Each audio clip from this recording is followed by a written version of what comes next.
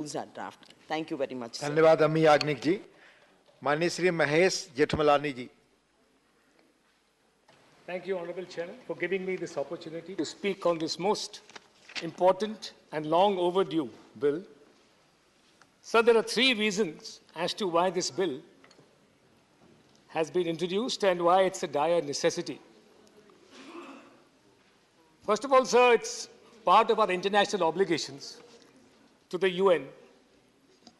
So the UN passed the Convention on the Law of the Seas as far back as 1982, as the Honorable Minister pointed out, and we ratified it in 1995. So the time has come now, it's almost 27 years since our ratification, since we have a bill. So, A, the time is overdue. Secondly, sir, we need it for protection of a very vital segment of our population, for the protection of them, both concerned with maritime activity. So we have a very thriving merchant navy. Indian crews not only serve on Indian ships, but they also serve on the ships of many other countries. And so they are exposed to serious risk. These risks not only include capture by pirates, but our crews are then subjected to torture, to solitary confinement, and so as a result of this, they suffer from extreme post-traumatic stress. Apart from our merchant navy, we also have to protect, sir, our shipping industry. Because of piracy, the shipping industry faces soaring costs. First is rising insurance premiums. Second is employing private security personnel for on-board protection. And third, payment of ransom demands. So for all these reasons, we require a strong law which both deters and punishes piracy. It's also another third reason, sir, why this is so important. And that is increasingly, India is now most likely to be a future victim of acts of piracy.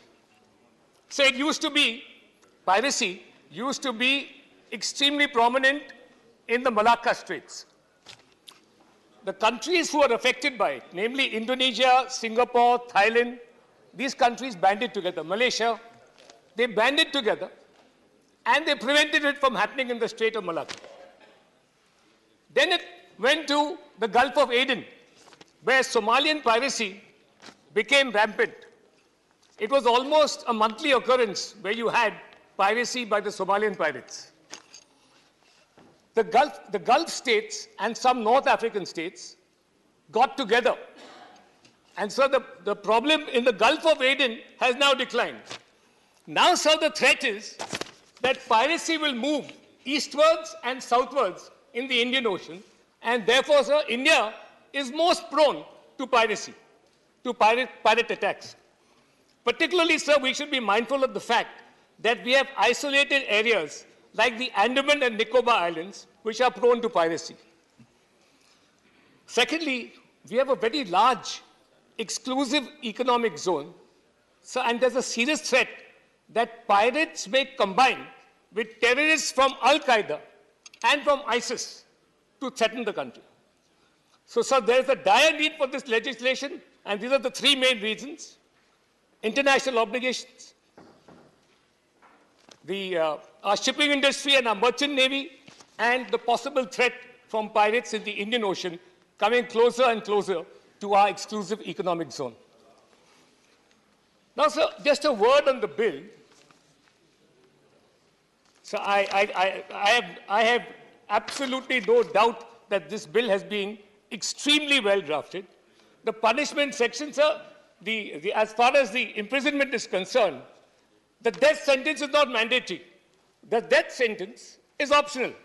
So depending on the gravity of the crime, supposing pirates board a ship and rape and murder women, then certainly there will be a death sentence. They are liable for a death sentence.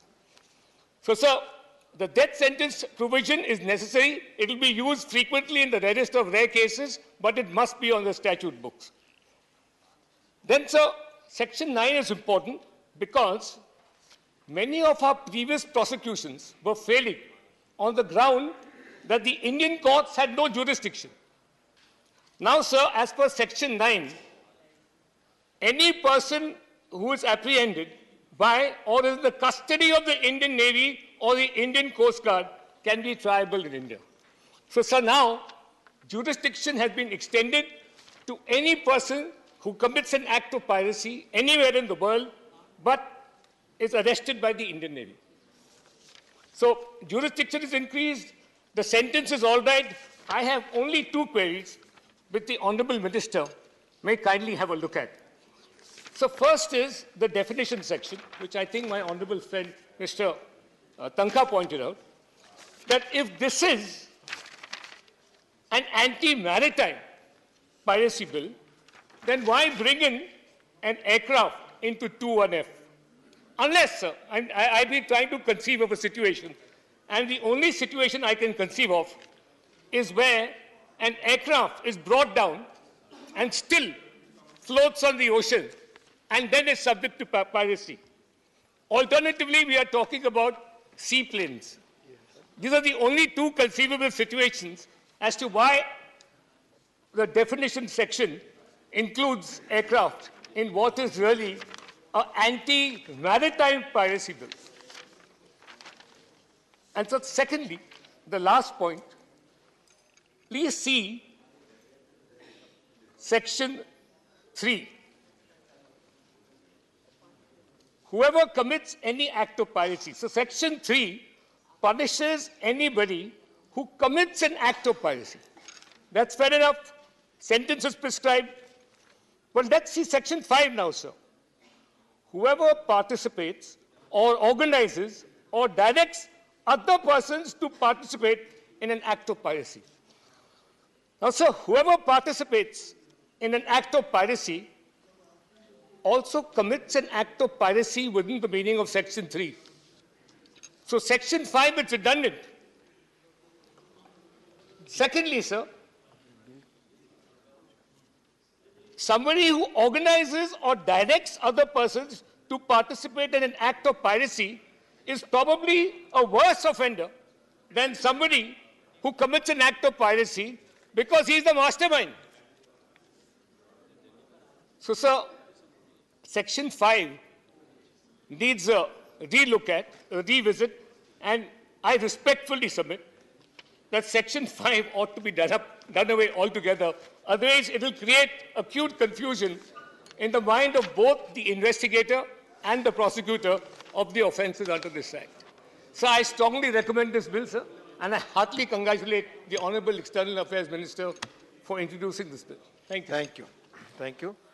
Honourable Vikas Ranjan Bhattacharya ji.